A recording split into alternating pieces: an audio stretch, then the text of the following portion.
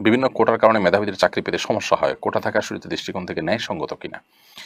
দেখুন, কোনো পিছিয়ে পড়ে থাকা জনগোষ্ঠীকে এগিয়ে নেওয়ার জন্য যৌক্তিক এবং গ্রহণযোগ্য পর্যায়ের যদি কোটা থাকে, অথবা দেশের মানুষের প্রতি, জাতির প্রতি, জাতীয় ক্ষেত্রে কোনো অবদান কেউ রেখেছে, এরকম কারোর অবদানের স্বীকৃতিস্বরূপ তাদেরকে যদি কোনো সুযোগ সুবিধা দেওয়া হয়, রাষ্ট্র বা সরকার দেয়, সেটা যৌক্তিক কারণে দিলে এবং সেটা রাজনৈতিক কোনো উদ্দেশ্য ছাড়া আপনার বাস্তবতার ভিত্তিতে যদি দেওয়া হয়, তো সেটা শরীর দৃষ্টিকোণ থেকে নাজায়েজ হওয়ার কোনো কারণ নেই।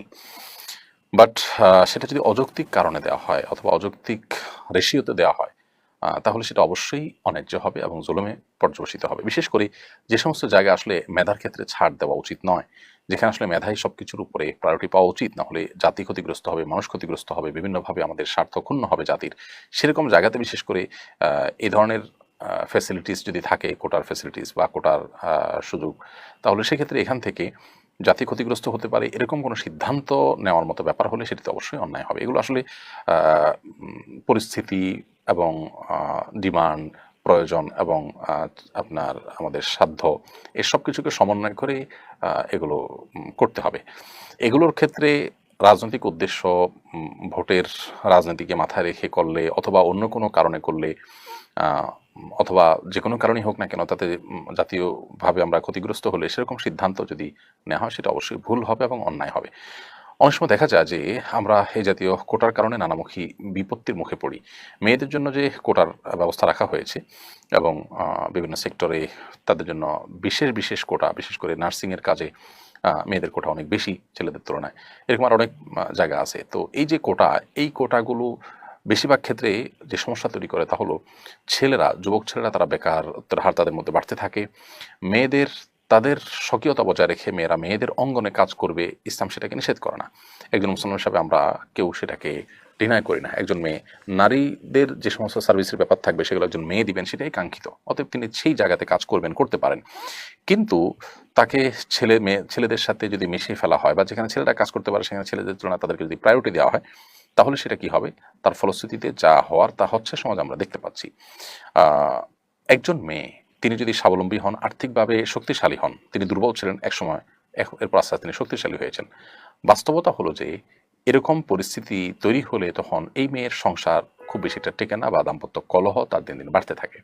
এর বিপরীতে একজন ছেলে যদি চাকরি না থাকে, তার বেকার থাকেন, এরপর চাকরি পান, কিংবা অর্থনৈতিকভাবে তিনি স্বাবলম্বিতা অর্জন করেন, তার অর্থনৈতিক ভিত্তি যদি মজবুত হতে থাকে, তখন তার দাম্পত্য সম্পর্ক আরও ভালো হয়। এই বাস্তবতাকে বোধহয় আমরা কেউ অস্বীকার করতে পারবো না।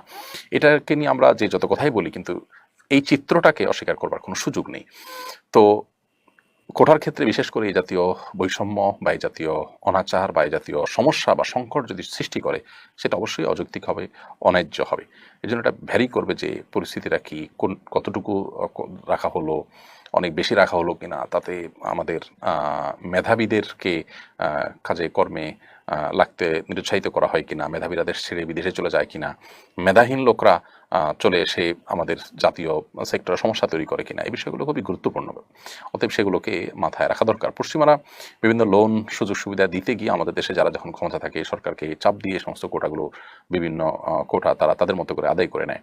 নারীর ক্ষমতায়ন, এসডিজি গোল, নানা রকমের মুখরোচক স্লোগান দিয়ে তারা এই জাতীয় বিষয়গুলো সাধারণত পেড়ে থাকে এবং এই সুযোগ সুবিধাগুলো তারা আদায় করে নিয়ে থাকে। তো এই বিষয়গুলোতে আমাদের আরও দায়িত্বশীল হওয়া উচিত এবং আমাদের মেরুদণ্ড শক্ত থাকা উচিত যে বিদেশিদের চাপে আমরা সব কিছু করে ফেলবো। আমাদের সংস্কৃতি, আমাদের ধর্মীয় দৃষ্টিভঙ্গি, এদেশের মানুষের যে কালচার, তার সবগুলোকে বৃদ্ধাঙ্গুলি দেখিয়ে শুধুমাত্র বিদেশিদের চাপেই আমরা একটার পর একটা কোটার খড়গ যদি আমরা দিতে থাকি, তাহলে সেটা অনেক ক্ষেত্রেই আমাদের অচলাবস্থা তৈরি করবে এবং অনেক ক্ষেত্রে আমাদেরকে সংকটের দিকে নিয়ে যাবে। বিশেষ করে মেধাবীরা নানা কারণে এমনিতে দেশে থাকছে না, তরুণরা চলে যাচ্ছে দেশের বাইরে।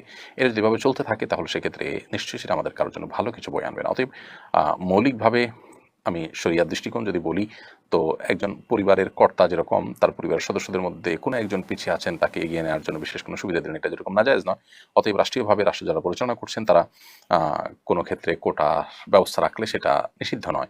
বিশেষ করে যখন কেউ রাষ্ট্রের প্রতি কোনো অবদান রেখেছেন, তাদেরকে স্বীকৃতিস্বরূপ কোনো কোটা দেওয়া হলো, কোনো সুবিধা দেওয়া হলো, এই সুবিধাগুলো দেওয়া অন্যায্য নয়, কিন্তু এটার রেশিওটা যেন যৌক্তিক হয়, অযৌক্তিক না হয়। বিশেষ করে যে সমস্ত জায়গায় মেধার ক্ষেত্রে কোনো ছাড় দেওয়া উচিত না সে সমস্ত ক্ষেত্রে আপনার কোটা যথাসম্ভব না রাখা, এই বিষয়গুলো আসলে অবস্থা এবং পরিস্থিতির উপরে ভিত্তি করে এগুলোর বিধান শরীয়ত দৃষ্টিকোণ থেকে আসবে।